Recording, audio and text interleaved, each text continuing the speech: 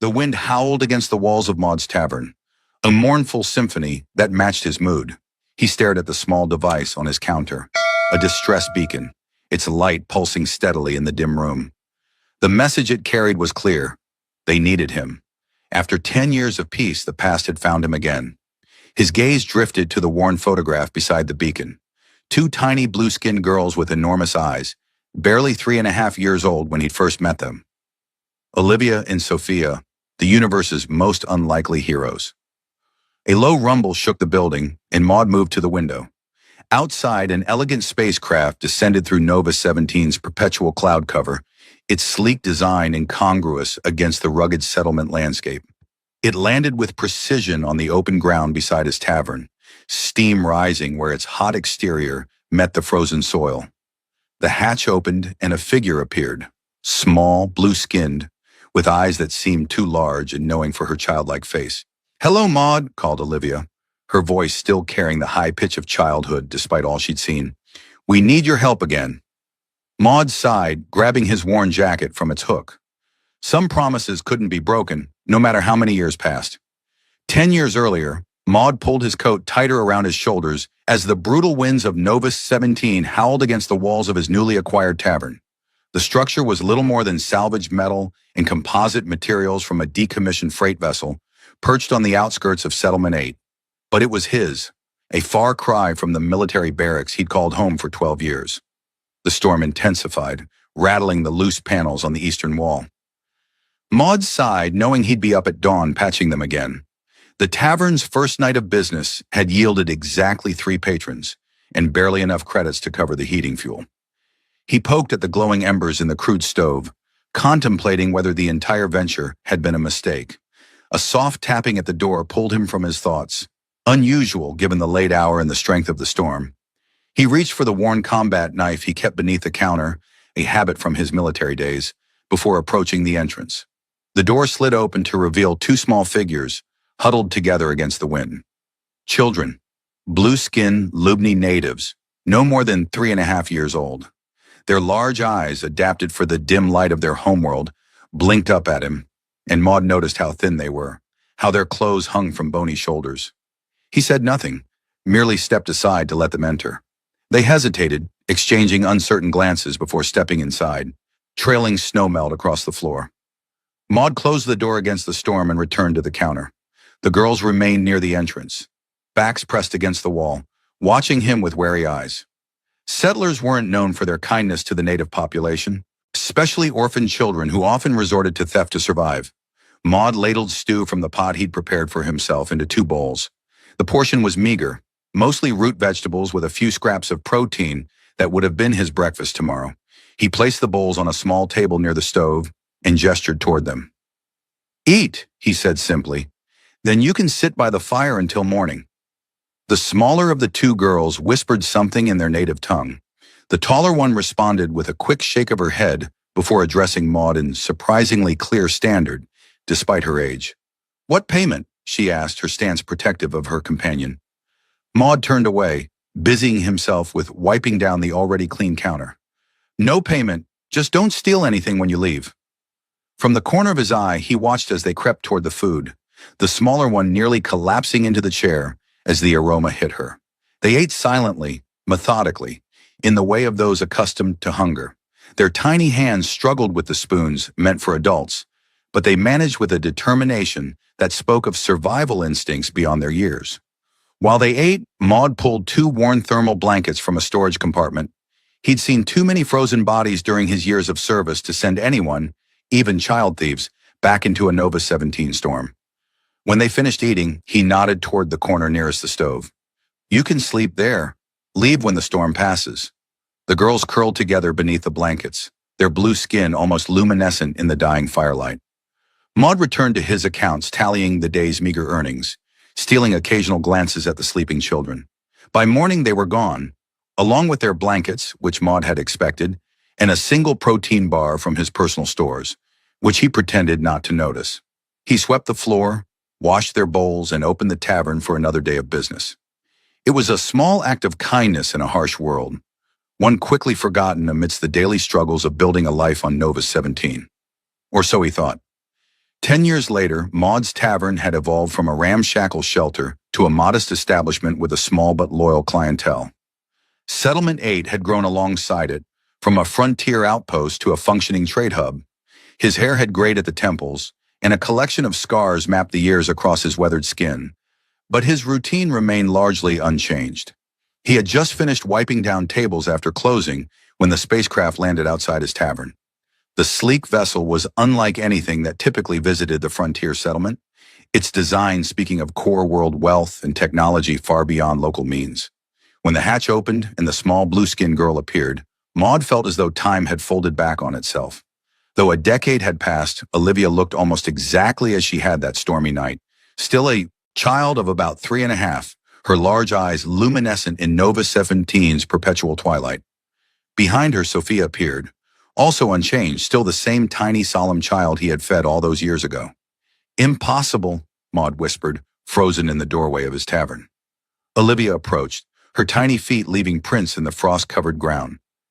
"Hello, Maud," she said, her voice childlike, yet carrying an unsettling maturity. "It's been a long time." "How?" he began, then stopped, unable to form the question properly. "The Lubni age differently," Sophia explained, joining them. Though she stood barely to his waist, her speech and bearing carried the weight of experience far beyond her apparent years. "Our physical development slows dramatically after early childhood. We appear the same, but we are not children anymore." Maud studied them closely, noting the subtle differences he had missed at first glance. The complexity in their eyes, the precision of their movements, the measured cadence of their speech. These were not the same frightened children he had sheltered a decade ago, despite appearances. "Come inside," he finally said, stepping back to allow them entry. "I think you have a story to tell." The girls, though Maud realized he could no longer think of them that way, entered the tavern, looking around with quiet assessment. The space was familiar yet different, improved and expanded over the years. They settled at a table near the stove, exactly where they had eaten that night long ago. Maud poured 3 drinks, whiskey for himself, warm fruit juice for his guests, respecting their physical forms regardless of their actual maturity. "We need your help," Olivia began without preamble. "Our people are in danger." "What kind of danger?" Maud asked, studying their small, serious faces. Sophia's tiny fingers wrapped around her cup. "A research consortium has been abducting our children for experimentation. They're studying our biological adaptations, our cellular regeneration capabilities, our extended lifespans." "And why come to me? I'm just an old soldier running a tavern on the edge of nowhere." Olivia's large eyes fixed on him with uncomfortable intensity. "Because you have something they want. Something they've been searching for since that night 10 years ago." Maud frowned. "I don't understand." "Us," Sophia said simply. "They've been hunting us for a decade, and now they're close to finding us, and you." "That night during the storm," Olivia continued, "we weren't just orphans seeking shelter. We were escapees from their first research facility. We were the only subjects who managed to get away, and they've never stopped looking." Maud's mind raced, reassessing that long-ago encounter in light of this revelation. "But you were just children." "We were test subjects," Sophia corrected, "altered and accelerated. Our mental development was enhanced while our physical growth was deliberately stunted. They wanted subjects who could comprehend complex instructions while remaining physically manageable." "And what exactly do you want from me?" Maud asked, though he already suspected the answer. "Your help to stop them," Olivia replied, "to free the others like us, to expose what they're doing and end it permanently." Maud took a long drink, considering their request. His quiet life, his carefully constructed peace, weighed against the horrors they described, against children being used as test subjects, against a debt incurred 10 years ago with a simple bowl of stew and a warm corner to sleep. "I'm retired," he said finally. "Whatever you're selling, I'm not buying." Sophia's tiny face remained impassive, but disappointment flickered in her oversized eyes. "We understand. We've asked too much." "We should go," Olivia added, sliding from her chair. Her feet barely reached the floor, and the incongruity of her mature speech coming from such a small form struck Maud anew. "They'll trace our ship soon. We've put you in danger by coming here." Maud watched them move toward the door, their small forms straight-backed and dignified despite their apparent youth. Despite his refusal, They moved with the precise coordination of those accustomed to working together, to surviving against overwhelming odds. "Wait," he called as they reached the entrance. "Tell me more about this consortium. What exactly are they doing?" The girls exchanged glances, a silent communication that spoke of years of partnership. "They're attempting to unlock our genetic adaptations," Sophia explained, turning back to face him. "The Lubni evolved to survive on a low-light world with high radiation levels. Our cellular repair mechanisms and extended development cycle make us uniquely valuable to them. They believe they can extract these traits to create enhanced colonists for hostile environments," Olivia continued, "without waiting for natural evolution or relying on expensive genetic modification." "And the children?" Maud asked, his voice hardening. Sophia's expression darkened. "Test subjects, disposable once their usefulness ends. They're taken from orphanages mostly, or purchased from desperate families promised better lives for their children." Maud considered this information, his military mind automatically assessing threats, resources, and tactical options, despite his reluctance to get involved. "How many?" he asked. 37 currently," Olivia answered, "ages ranging from 2 to 14, held in a facility hidden beneath an abandoned industrial complex 20 kilometers from this settlement." "And what's your plan? Just the two of you against a secured research installation?" Sophia straightened her tiny frame. "We have information. We've been gathering it for years, tracking shipments, intercepting communications. We know their security protocols, their personnel rotations. What we lack," Olivia added, "is someone with tactical experience. Someone who knows the settlement and its systems. Someone like me," Maud concluded. "Yes." Maud stood, moving to the window to look out at their spacecraft, sleek, expensive, out of place in this frontier world. "That ship isn't yours. Where did you get it?" "We have allies," Sophia replied carefully. "People who oppose the consortium for their own reasons." "Politicians? Corporate rivals? Does it matter?" Olivia asked. "The children being held there need help. Our motivation is their freedom, nothing more." Maud studied their reflections in the window glass. Two small, blue-skinned figures standing with unyielding determination, despite their diminutive stature. He thought of his quiet life, the relative peace he'd carved out of Nova 17's harsh landscape, weighed against the horrors they described. "I'll need more information," he finally said. "Facility layouts, security details, staff rotations, everything you have." Their expressions remained carefully neutral, but a subtle tension released from their small shoulders. "We have everything aboard our ship," Sophia said, "including equipment you'll need." Maud nodded. "I'm listening, but I'm not promising anything yet." It was enough for now. The spacecraft's interior belied its elegant exterior. What should have been a luxury vessel had been converted into an operational base. Navigation systems repurposed for surveillance, passenger compartments transformed into data centers and equipment storage. Despite the sophisticated technology, accommodations had been modified to suit the small stature of its primary operators, with seating and controls lowered to heights appropriate for children. Olivia guided their vessel toward Meridian Station, the sector's primary trading hub, with a precision that spoke of years of practice. Beside her, Sophia manipulated a holographic display, briefing Maud on their intelligence. "The consortium operates through shell companies," she explained, her tiny fingers dancing through data with surprising dexterity. "We've traced shipments of specialized equipment to 3 facilities, including the one near Settlement 8. Maud studied the shipping manifests, marveling at the contrast between Sophia's childlike appearance and the complexity of her analysis. "And you're certain the children are being held there?" Olivia nodded, her large eyes never leaving the navigation controls. "We intercepted internal communications 3 weeks ago. They're expanding their operation, bringing in new subjects and additional research personnel." "Why now?" Maud asked. "After 10 years, why come for my help at this specific moment?" The girls exchanged another of their meaningful glances. "Because they're accelerating their timeline," Sophia answered, calling up additional data. "They've achieved a breakthrough in isolating the genetic markers for our cellular regeneration. Once they perfect the extraction process, the children become expendable," Maud concluded grimly. "Exactly," Olivia confirmed. "We have intelligence, suggesting they plan to conclude this research phase within the week." Maud absorbed this information, studying the facility schematics Sophia had displayed. The installation was more extensive than he'd anticipated. multiple levels buried beneath the abandoned processing plant, with sophisticated security systems and a significant security contingent. Two questions, he said finally. First, why did they never find you? You've been free for a decade. What kept you safe? Sophia's small hand touched a pendant at her neck, a simple stone on a leather cord. Biological masking. These contain compounds that suppress the genetic markers they scan for. We've remained hidden by staying off their sensors, not their radar. And second, Maud continued, why am I valuable to them? You said they've been looking for me as well. Because you helped us, Olivia explained, her childlike voice incongruously solemn. Anyone who aided test subjects is automatically classified as a potential threat. But more importantly, they want to understand how we found you after all this time.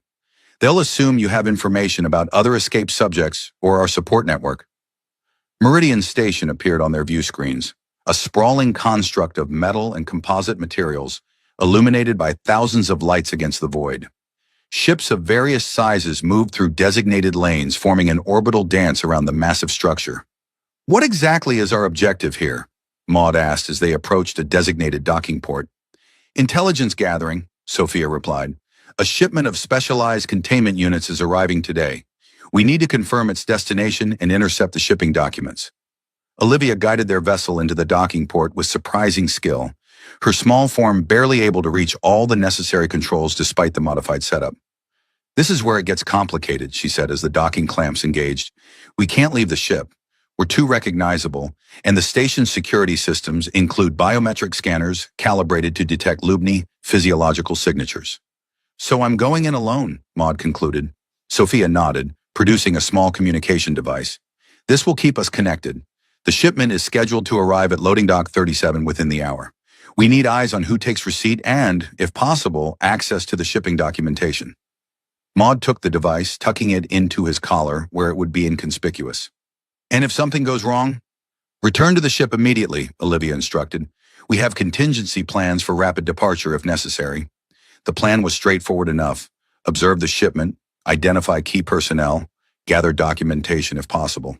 Standard reconnaissance, the kind Maud had performed countless times during his military service. Yet as he prepared to disembark, he couldn't shake a growing sense of unease. The contrast between the girls' childlike appearances and their evident capabilities, the sophisticated operation they had constructed, the resources at their disposal, it all suggested complexities beyond what they had revealed. One last question, he said, pausing at the airlock. Who else is involved in this operation? Who provided the ship, the intelligence network, the resources? The girls exchanged another of their silent looks before Sophia answered. There is a resistance movement against the consortium, people from various worlds who oppose their methods and objectives.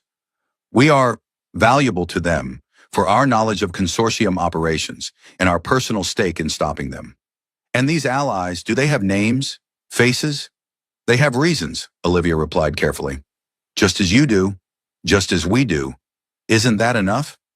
It wasn't, but Maud recognized the futility of pressing further. Whatever additional agendas might be at play, the immediate objective remained clear. Prevent the exploitation and potential death of innocent children. The rest could be dealt with later.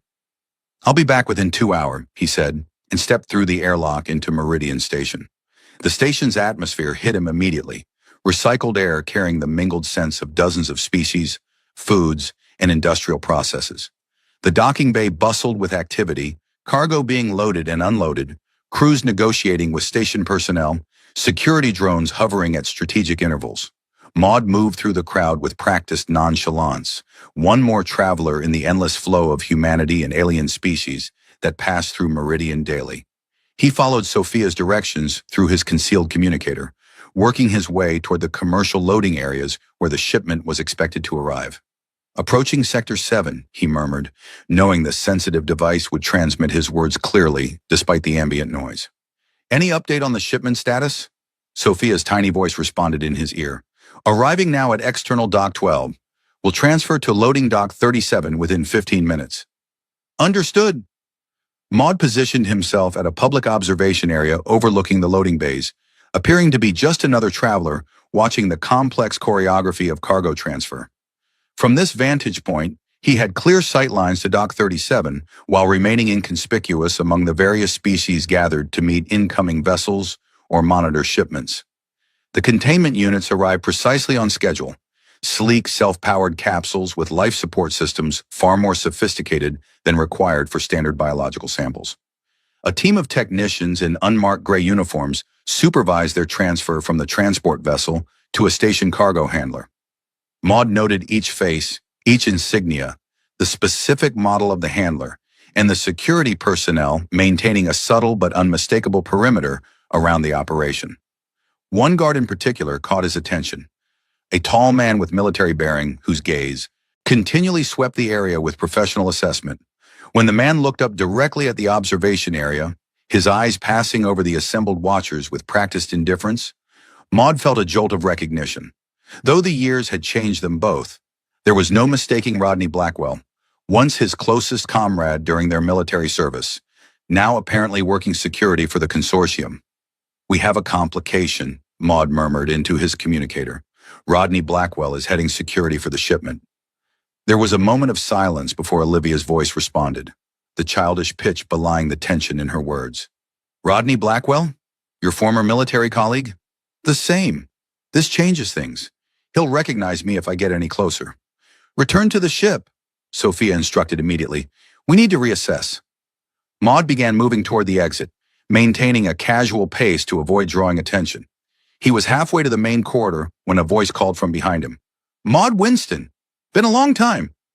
He turned slowly to face Rodney, whose tall frame blocked the passage. The years had treated him well, still fit, his dark hair showing only touches of gray at the temples, his uniform impeccable. "Rodney," Maud acknowledged. "Didn't expect to see you here."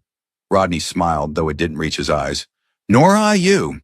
Last I heard, you were running some backwater bar on that frozen rock, Nova 17. "Tavern," Maud corrected.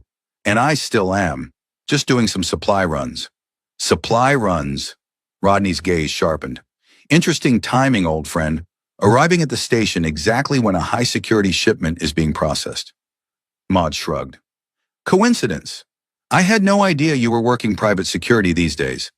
"Not just security," Rodney replied. "I'm operations director for Nexus Research Consortium.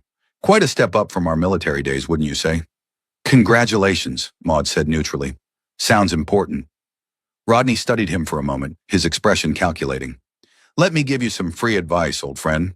Whatever brought you to Meridian today, whatever you think you're involved in, walk away. This isn't your concern, and pursuing it will only bring trouble." "I'm just here for supplies, Rodney, nothing more." "Good." Rodney stepped aside, clearing the path. "Then enjoy your shopping. Meridian has excellent offerings for frontier establishments. I recommend the imported spirits in Section 42. Maud nodded and moved past him, maintaining a casual stride despite the tension coiling in his stomach. He could feel Rodney's gaze following him until he turned the corner. "He knows something," Olivia's voice came through the communicator once he was clear. "Return to the ship immediately." "No," Maud countered. "He suspects, but he doesn't know. If I leave now, it confirms those suspicions. I need to maintain cover, complete some actual purchases before returning." "That's risky," Sophia argued. "He could be tracking you already." "Trust me," Maud replied. "I know Rodney. He'll have someone follow me, but he won't make a move without confirmation. I'll shake the tail, make legitimate purchases, then return through a different route." There was a pause before Olivia responded. "Very well. We'll prepare for immediate departure when you return." Maud spent the next hour moving through Meridian's commercial sectors, purchasing supplies that would make sense for his tavern. Specialty liquors, preserved foods unavailable in Settlement 8, replacement parts for environmental systems. All the while, he maintained awareness of his surroundings, noting the nondescript security officer who maintained a discreet distance behind him. When he had gathered enough items to justify his presence, he implemented a simple evasion pattern, moving through increasingly crowded areas, changing direction unpredictably, ultimately slipping into a maintenance corridor that provided an alternate route back to the docking bays. He returned to find the girl's ship prepared for immediate departure, engines in pre-flight warm-up. Olivia sat at the controls, her small form nearly lost in the pilot's seat despite its modifications. Sophia was monitoring security channels, her tiny fingers dancing across interfaces designed for hands twice their size. Rodney has initiated a security alert, she reported as Maud secured the airlock behind him. They're scanning all vessels preparing for departure. Can they stop us? Maud asked, stowing his purchases. Olivia shook her head, her large eyes fixed on the navigation display. Not without cause, but they'll be watching closely. Then we give them nothing to see, Maud decided. Proceed with standard departure protocols. No evasive maneuvers, no unusual speed. Just a routine commercial vessel completing its business. The girls nodded in unison, their movements synchronized despite their separate tasks. Olivia guided the ship through the departure sequence with the same precision she had demonstrated on arrival, while Sophia monitored communications and security channels for any sign of trouble. They cleared Meridian Station without incident, joining the steady stream of traffic moving away from the massive structure toward various destinations throughout the sector. Only when they had reached a safe distance did Olivia engage the hyperdrive, the stars stretching into lines as they accelerated beyond conventional speeds. In the sudden quiet of hyperspace travel, Maud finally asked the question that had been troubling him since their encounter. How much does Rodney know about you two? About your abilities and your connection to the consortium's research? Sophia looked up from her monitoring station. Difficult to determine with certainty. As security director, he would have access to information about escaped subjects, but the details of our specific enhancements might be restricted to research personnel. He knew enough to warn me away, Maud noted, and he'll report our encounter, which means we've lost the element of surprise. Not necessarily, Olivia countered, her childlike voice incongruously strategic. He saw you, not us. He knows you're involved somehow, but not that we've made contact. We can use that. Maud considered this. He'll increase security at the facility near Settlement 8. They'll be watching for any approach. Which is why we won't approach directly, Sophia said, calling up facility schematics on the main display. We've identified an alternative entry point, maintenance tunnels that connect to the settlement's old water reclamation system. They lead directly beneath the facility's lowest level. Maud studied the schematics, his tactical mind automatically assessing approach vectors, security measures, potential contingencies. These tunnels, are they still in use? Minimally, Olivia replied.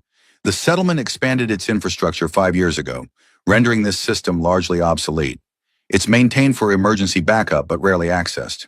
And you're certain it connects to the facility? Sophia nodded. The consortium repurposed parts of the original system for waste disposal.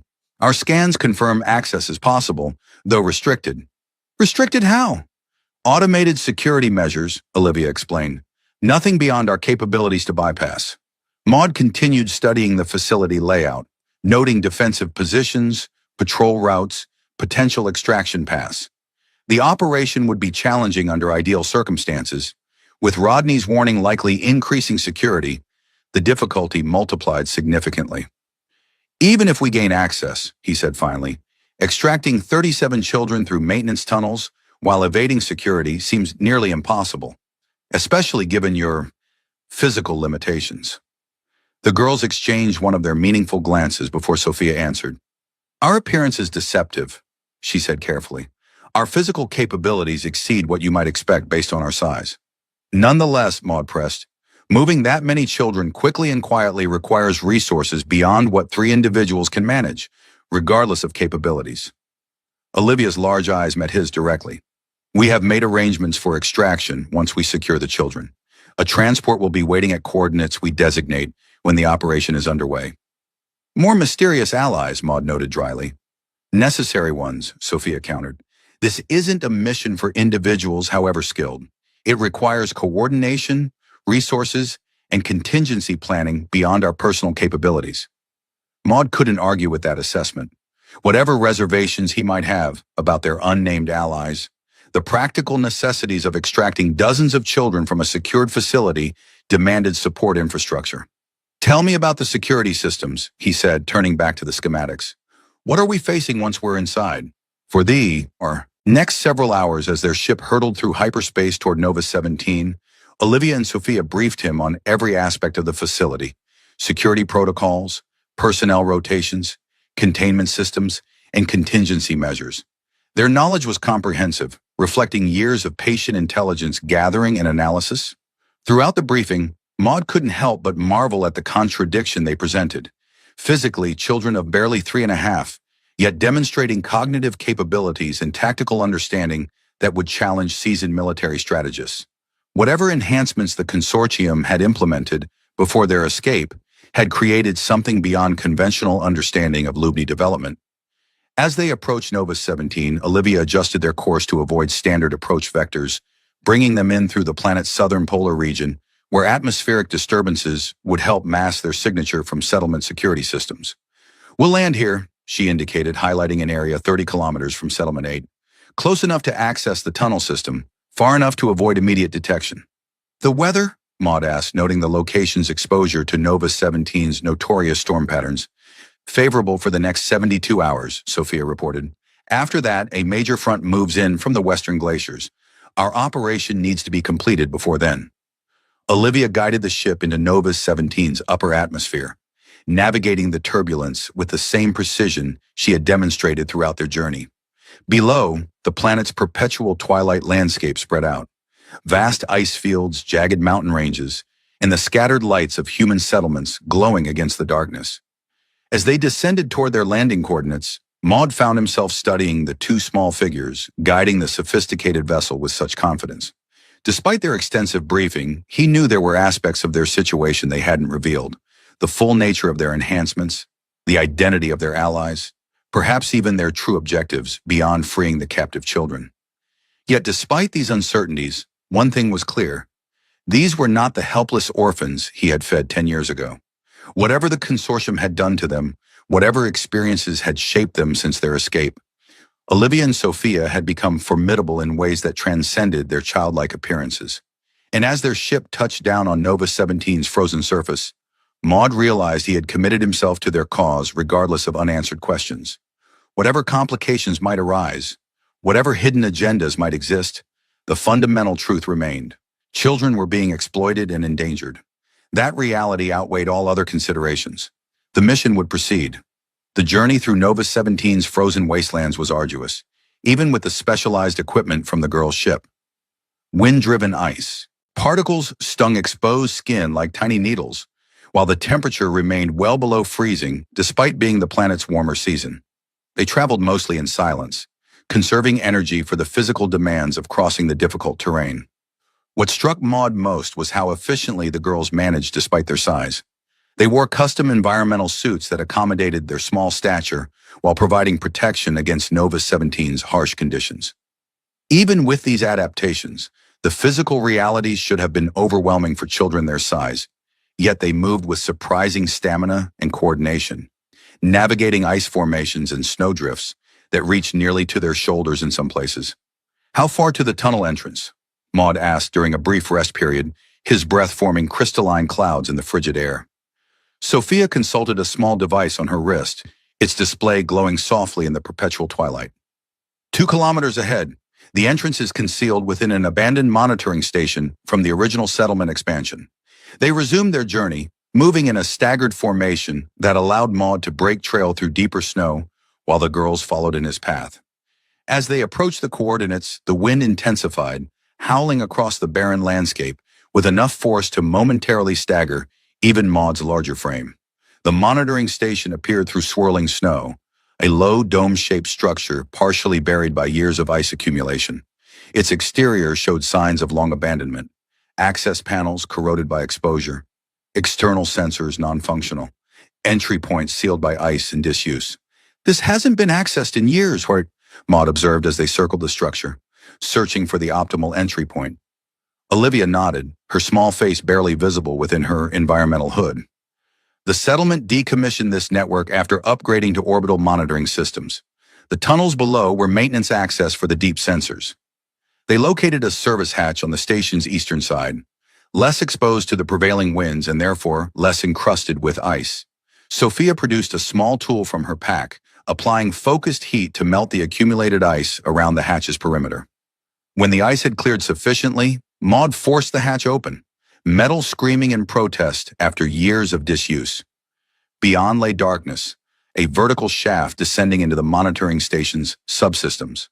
The air that rose from below carried the stale scent of enclosed spaces long abandoned, but lacked the extreme cold of the surface.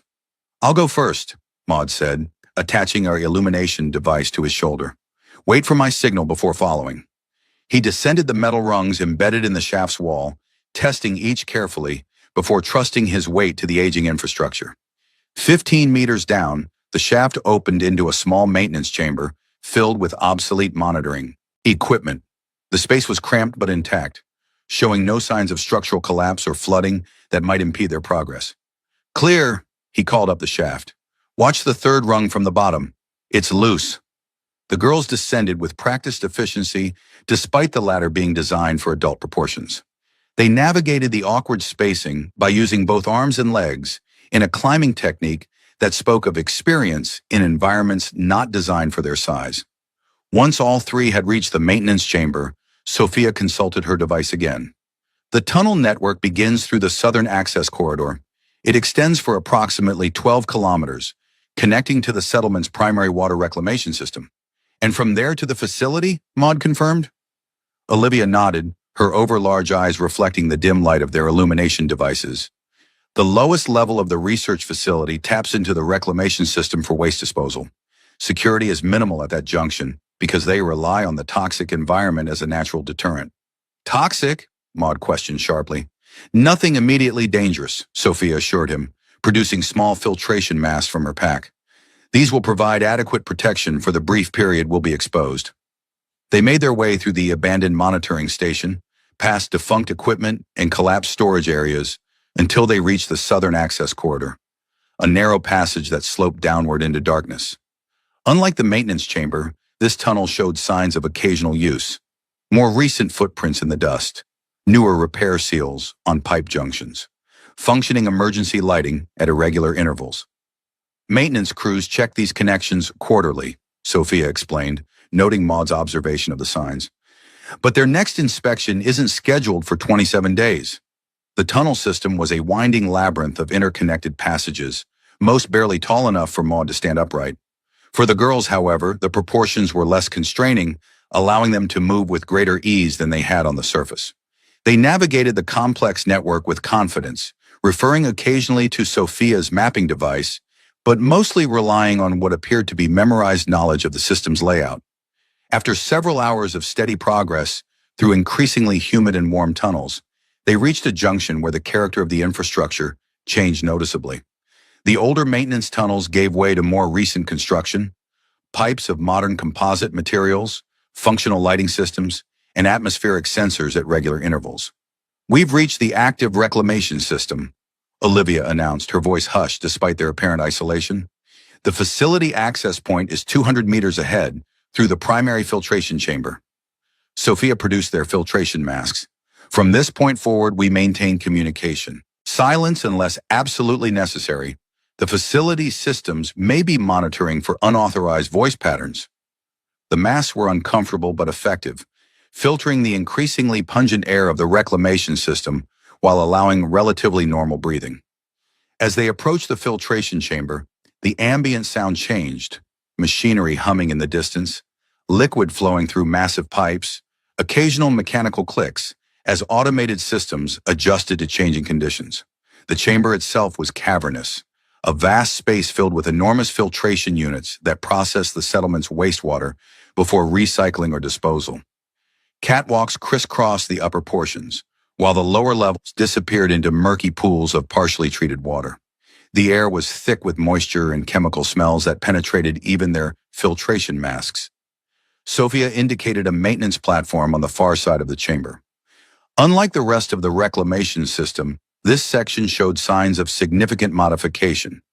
Newer equipment installed alongside original systems, additional security measures including motion sensors and surveillance devices, reinforced access points leading upward into what must be the research facility's lower levels. They paused in the shadow of a massive filtration unit, assessing the challenge ahead. The platform was accessible via a catwalk that spanned the chamber, but the open approach would leave them exposed to security systems.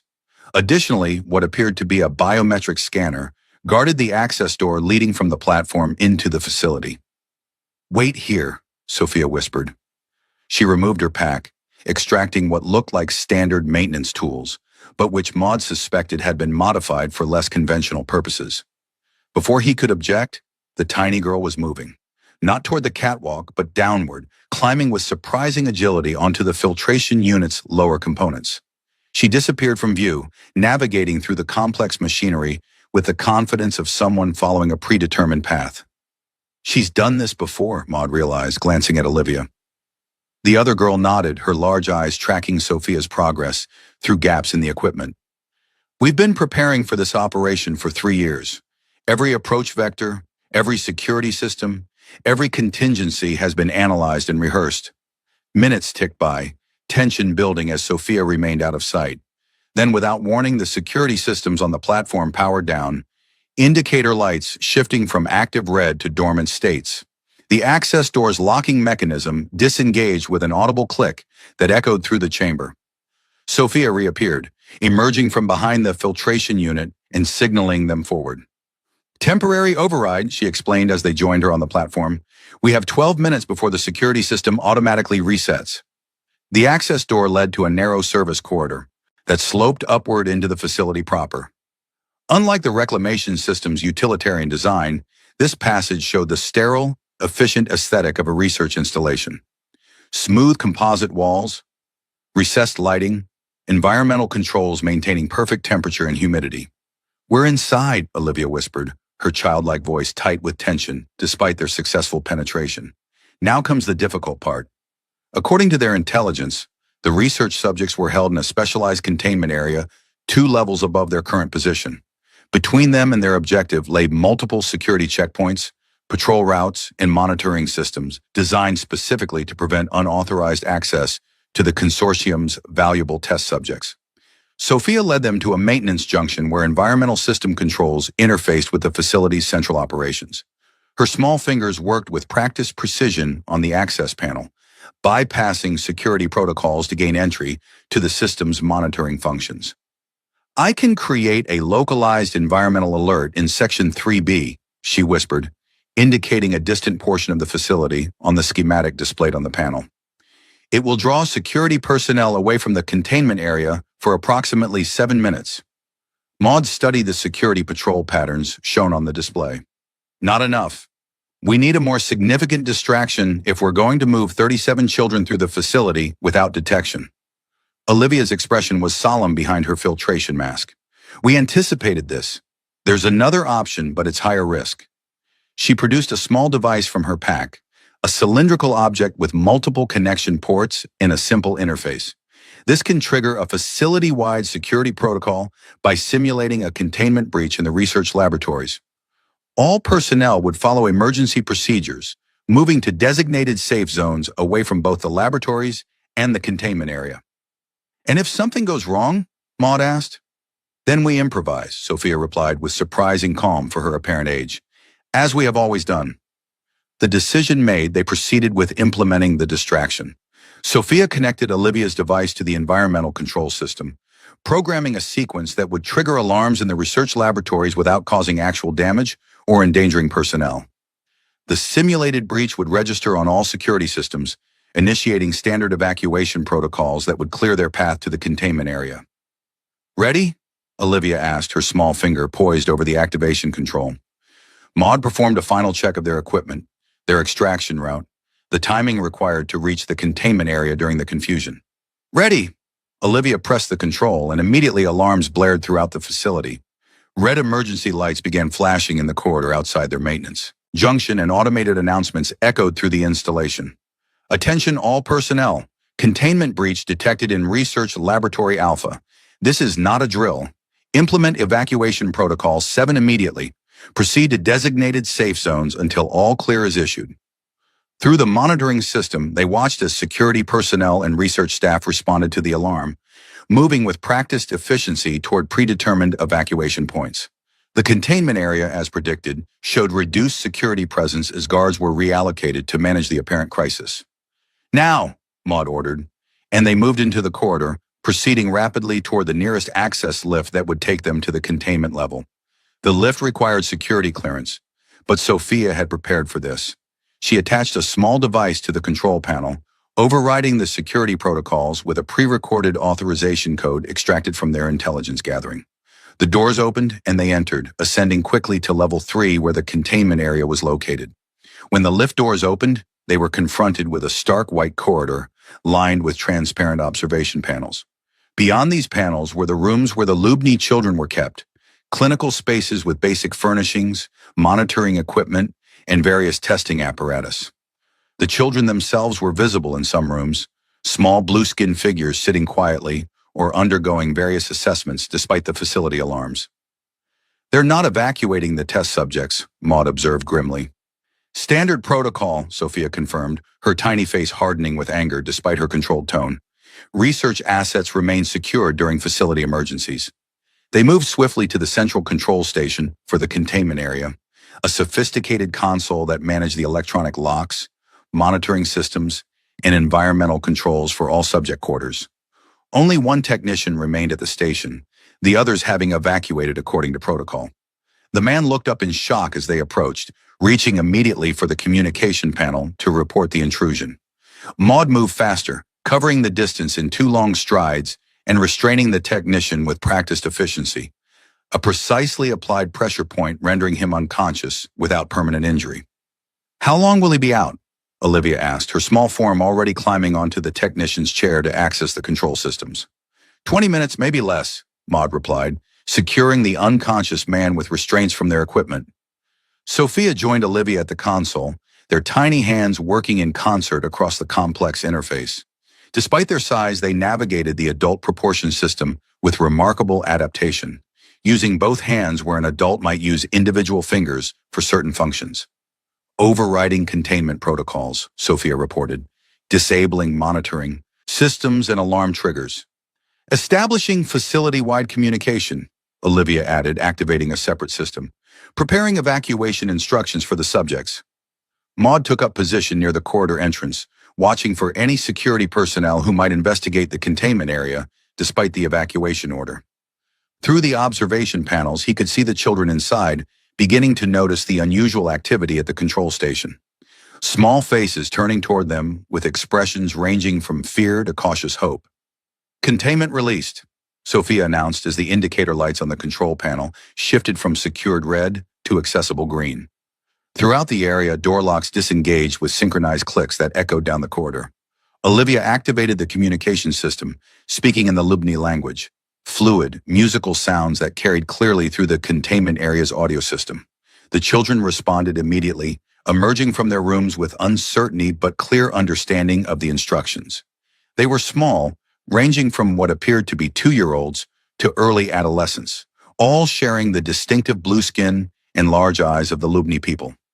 Some showed visible signs of experimentation, monitoring devices attached to their bodies, medical bandages covering recent procedure sites, physical adaptations that suggested genetic manipulation. "We need to move quickly," Maud urged, noting the time elapsed since their intrusion. "Security will realize something's wrong when the technician doesn't report in." Sophia nodded, continuing to work at the console while Olivia organized the freed children. Despite her own child-sized stature, Olivia demonstrated remarkable leadership, calming the frightened younger ones, giving clear instructions to the older children, establishing a buddy system that paired each child with a partner to ensure none were left behind. "Downloading research data," Sophia reported, connecting a small storage device to the console. "Evidence of their operations, subject records, research protocols." "How much longer?" Maud asked, increasingly conscious of their exposure. 30 seconds. Those seconds stretched interminably as Maud watched the corridor, anticipating the inevitable security response. When Sophia finally disconnected her device, they had 37 frightened Lubni children organized in pairs, ready to move, but visibly terrified of leaving the only environment many of them had ever known. "The evacuation route is compromised," Maud announced, noting security alerts appearing on the monitoring systems. "They've realized something's wrong. Standard exit points will be covered." "We anticipated this," Olivia replied, her childlike voice steady despite the escalating danger. "Contingency route through the medical supply channel. It connects to the service corridors on level 2, which lead back to the reclamation system access." They began moving their children in small groups proceeding from the containment area through a narrow utility passage that bypassed the main corridors.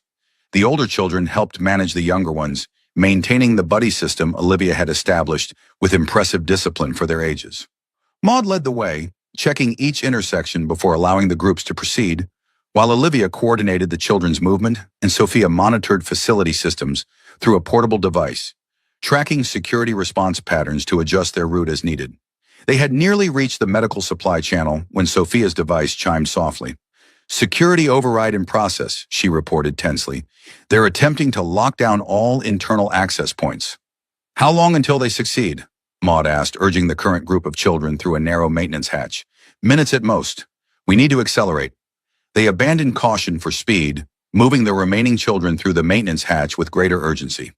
As the last pair prepared to enter, facility lights shifted to emergency status, and mechanical sounds echoed through the corridors as security protocols engaged. "They're sealing the facility," Sophia warned, "including the medical supply channel." Maud made a quick decision. "You two take the children through the supply channel. I'll create a diversion to slow the security response. Meet at the reclamation system access point." Before either could object, he moved back toward the main corridor, intentionally triggering motion sensors to draw security attention away from the children's escape route. Alarms that had briefly quieted resumed with renewed urgency, and the sound of security personnel mobilizing echoed through adjacent passages.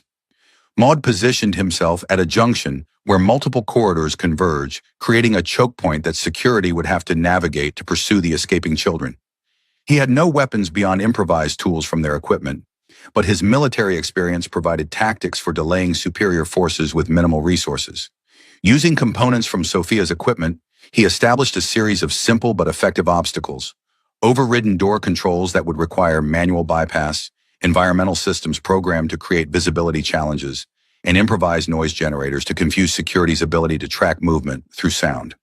He had just completed the final preparation when the first security team appeared. 4 personnel in standard protection gear, armed with non-lethal restraint weapons designed to subdue without causing permanent damage. Their formation was professional, indicating training beyond basic security protocols. Maud triggered his first obstacle, a cascade of environmental system failures that filled the corridor with obscuring vapor from coolant releases. The security team hesitated, adjusting their equipment to compensate for the sudden visual impairment. That hesitation gave Maud the opening he needed to implement the next phase of his delaying action. Moving through the vapor with confidence born of preparation, he circled behind the security team, triggering secondary obstacles that would force them to divide their attention between multiple apparent threats. Emergency lights strobed in disorienting patterns while sound generators created the impression of movement in multiple directions. When the team split to investigate these distractions, Maud disabled them individually. Quick, precise strikes to vulnerable points that incapacitated without causing serious injury. Within minutes, all 4 lay unconscious, secured with their own restraint devices. But they were merely the first wave. Through his stolen communication device, Maud could hear additional teams being deployed throughout the facility, including specialized units with advanced tracking capabilities. His diversions would not work indefinitely. He proceeded to his extraction route, an alternate path to the reclamation system that paralleled the medical supply channel the children had taken. The facility's lockdown protocols made progress increasingly difficult, with multiple security barriers requiring bypass or circumvention. By the time he reached the lower levels, alarms throughout the facility had reached a crescendo, indicating a full-scale security response. As he approached the access point to the reclamation system, he encountered an unexpected obstacle. Rodney Blackwell, accompanied by 2 security officers, blocking the exit. "I thought I might find you here, Maud," Rodney said, his expression a mixture of disappointment and resignation. "Though I admit, I expected you sooner." Maud assessed the situation rapidly. Rodney's position effectively blocked the primary escape route, while the security officers flanking him carried more advanced weapons than the standard teams. Neural disruptors capable of causing temporary paralysis with a single hit. "Stand down, old friend," Rodney continued. "Whatever you think you're accomplishing here, it's not worth the consequences." "That depends on your perspective," Maud replied, maintaining distance while searching for tactical options. "From where I stand, ending your experiments on children seems worth quite a lot." "Those experiments could save millions of lives across dozens of worlds," Rodney countered. "The Lubni genetic adaptations we're studying could revolutionize human colonization of hostile environments. Yes, there are costs, but the greater good Spare me, Maud interrupted. I've heard that justification from too many people with blood on their hands. Rodney sighed. I had hoped to resolve this peacefully for old times' sake. But if you insist on being difficult, he nodded to his security officers, who raised their weapons in synchronized movement. The confrontation was interrupted by an unexpected sound, a massive mechanical groan from the reclamation system behind them, followed by warning alarms distinct from the security alerts. Pressure gauges on nearby pipes surged into critical ranges, and emergency containment protocols engaged automatically. What have you done? Rodney demanded, momentarily distracted by the new threat. Maud hadn't done anything, but he recognized the signature of Sophia's technical interference. Somewhere in the system, she had triggered a controlled malfunction designed to create an opportunity. He seized that opportunity immediately, lunging forward as the nearest pipe ruptured, releasing a pressurized spray of filtered water that engulfed Rodney and his security team. The sudden deluge disoriented them long enough for Maud to close distance and neutralize the immediate threat. A precise strike that sent the first officer's neural disruptor clattering across the floor. The second officer recovered quickly, bringing his weapon to bear despite the continuing spray. Maud dropped and rolled, evading the discharge by centimeters, feeling the static charge raise hair on his arms as it passed. Coming up inside the officer's reach, he delivered a series of targeted strikes that exploited vulnerabilities in standard security training. As the second officer collapsed, Maud turned to face Rodney, only to find his former comrade already unconscious, struck by debris when a secondary pipe had ruptured under pressure. Blood trickled from a gash on his temple, but his breathing remained steady. Maud secured all three with restraints, then accessed the reclamation system emergency controls, sealing the ruptured sections to prevent further flooding. The diversion had served its purpose, creating a path through the security cordon that might otherwise have been impenetrable. Following Sophia's technological breadcrumbs, deliberately unsealed access points, disabled alarm triggers, guidance markers left in monitoring systems, Maud navigated through the rapidly deteriorating reclamation infrastructure. The facility's security protocols were in conflict with the reclamation system's emergency procedures, creating a cascade of failures that worked to his advantage. He found Olivia, Sophia, and the children at the predetermined rendezvous point, the junction where the reclamation system connected to the older maintenance tunnels. The children were frightened but orderly, still maintaining the buddy system Olivia had established with remarkable maturity. Extraction transport is waiting at the surface, Sophia reported, her tiny face showing relief at Maud's arrival. We need to move quickly before the facility implements external containment protocols. They proceeded through the tunnel network with greater urgency than their inbound journey, the children's unfamiliarity with the environment balanced by their evident motivation to escape. Olivia led the way, guiding the group with confident knowledge of the route, while Sophia maintained rear security, monitoring for pursuit.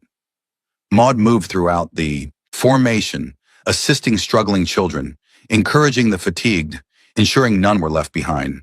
The journey was arduous, the tunnels never designed for this kind of evacuation, the children weakened by their captivity and experimentation, the constant threat of pursuit adding psychological stress to physical demands.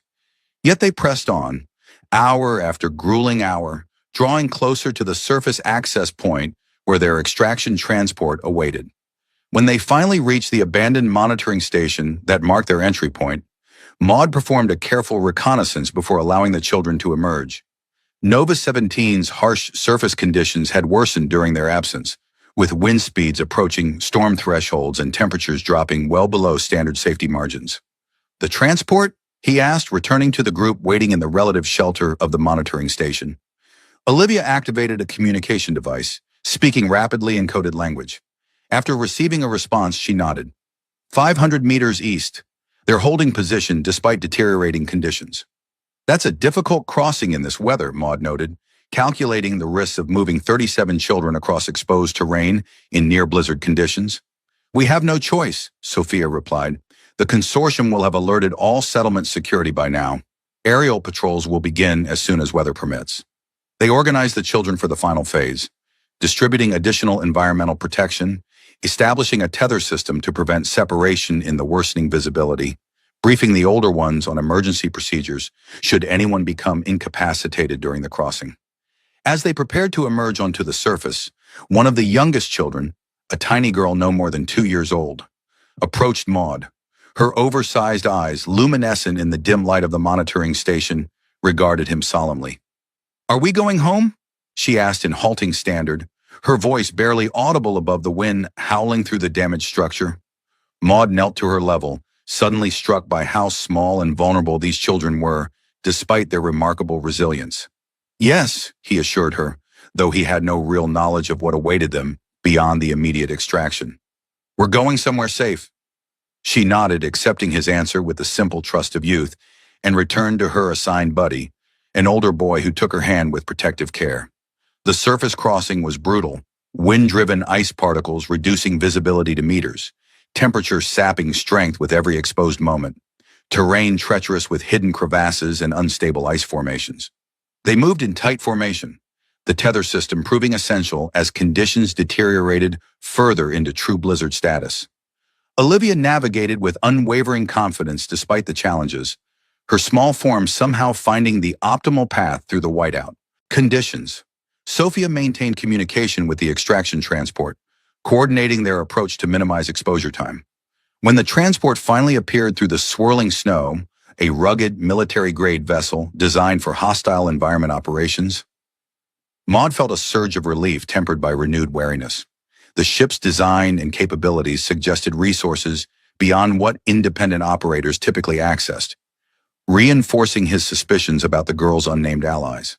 The vessel's loading ramp descended, revealing a cargo bay configured for emergency evacuation operations.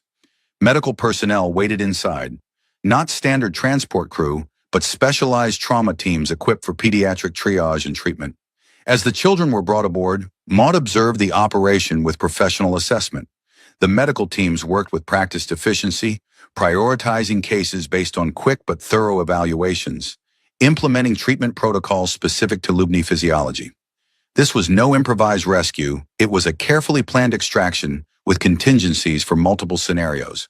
When the last child had been brought aboard and the loading ramp sealed against Nova 17's brutal atmosphere, Maud turned to Olivia and Sophia. The tiny girls stood together near the command access, conferring with the transport's captain, a stern-faced woman whose insignia suggested military background despite the civilian vessel. "Time for answers," Maud said as he approached. "Who are you really working with?" The captain excused herself, leaving the three of them in relative privacy, despite the activity surrounding the children's processing. "It's complicated," Olivia began, her childlike voice incongruous against the gravity of their situation. "Uncomplicated," Maud insisted. "Those children just escaped one organization using them for its purposes. I want to be certain they're not being delivered to another." Sophia's expression remained composed despite his challenging tone. "The Alliance for Ethical Research oversees this operation. They're an interplanetary coalition formed to combat exploitation of vulnerable populations for scientific advancement." "Never heard of them." "They operate with intentional obscurity," Olivia explained. "Their membership includes scientists, political figures, and military personnel who oppose organizations like the Consortium, but cannot act openly without compromising their positions." "Convenient," Maud noted dryly. "And what happens to the children now?" "Those with identifiable families will be returned when safe to do so," Sophia said. "The others will be placed in specialized care facilities operated by Lubni communities in secure locations. All will receive treatment for the effects of experimentation and psychological support for their experiences." "And you two?" Maud asked, studying their small, serious faces. "What happens to you after this?" The girls exchanged one of their meaningful glances. Before Olivia answered, "We continue our work. The consortium operates dozens of facilities across multiple systems. What we accomplished today is significant but limited. There are more children to save, more operations to expose." Maud considered their response, weighing it against his own observations of the operation's scale and sophistication. Whatever else might be true about their alliance, the immediate outcome was positive. Children rescued from exploitation, evidence secured of the consortium's unethical practices, a facility rendered inoperable, at least temporarily. "And where do I fit into your ongoing plans?" he asked finally. Sophia's expression softened slightly. "That depends on you. Your assistance was invaluable, but we understand if this operation concludes your involvement. You have a life on Nova 17, a business, connections you value." "Had," Maud corrected grimly. After today, my connection to this operation will be known to the consortium. Returning to my previous life isn't an option. Then perhaps you might consider a new one, Olivia suggested. The Alliance can always use individuals with your skills and principles. The transport shuddered as it accelerated away from Nova 17's surface, breaking free of the planet's turbulent atmosphere into the relative calm of space.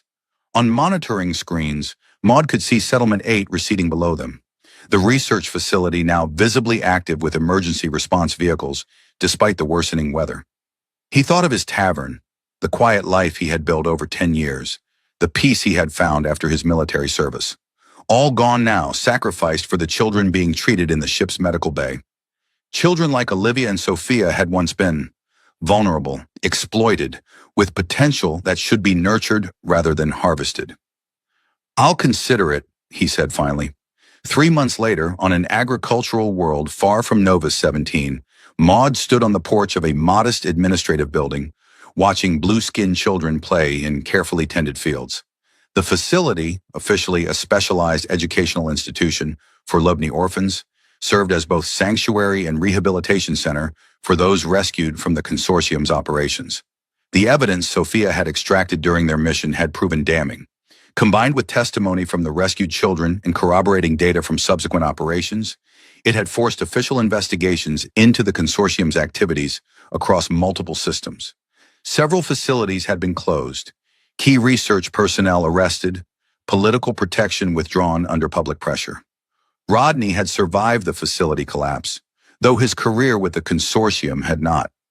Last reports indicated he was cooperating with investigators in exchange for reduced sentencing, providing information about operations Maud's team had yet to locate, research protocols unknown to outside observers, political connections that had shielded the wide consortium from previous scrutiny.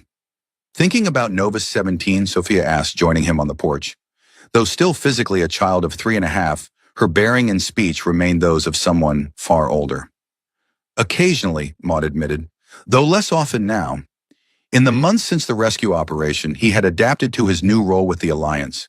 Part security consultant, part tactical advisor, part surrogate parent to the rescued children who recognized him as one of their liberators.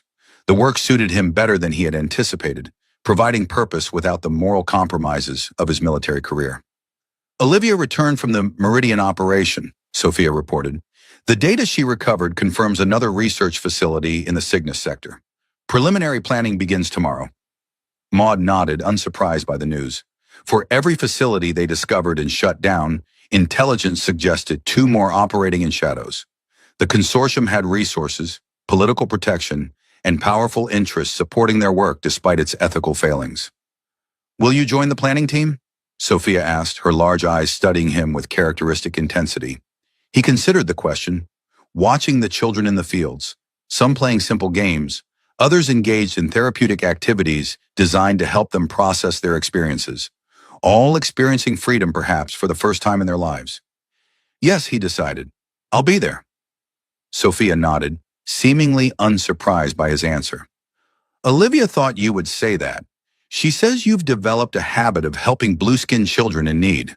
Maud smiled slightly. It started with a bowl of soup on a stormy night. Who knew where it would lead? Some kindnesses change everything, Sophia replied, echoing the sentiment Olivia had expressed during their first mission together. As they stood watching the children, a small spacecraft appeared on the horizon, sleek, powerful, clearly designed for interstellar operations rather than planetary transport. Its approach vector avoided standard traffic lanes, using cloud cover and terrain features to minimize visibility from orbital monitoring systems. Our next assignment arrives, Sophia observed as the craft settled onto a landing pad at the facility's perimeter. Maud straightened, mentally shifting from the contemplative mood of the morning to the operational focus required for mission planning. Whatever awaited them, whatever facility needed infiltration, whatever children needed rescue, whatever opposition they would face, he was committed now, part of something larger than his own concerns.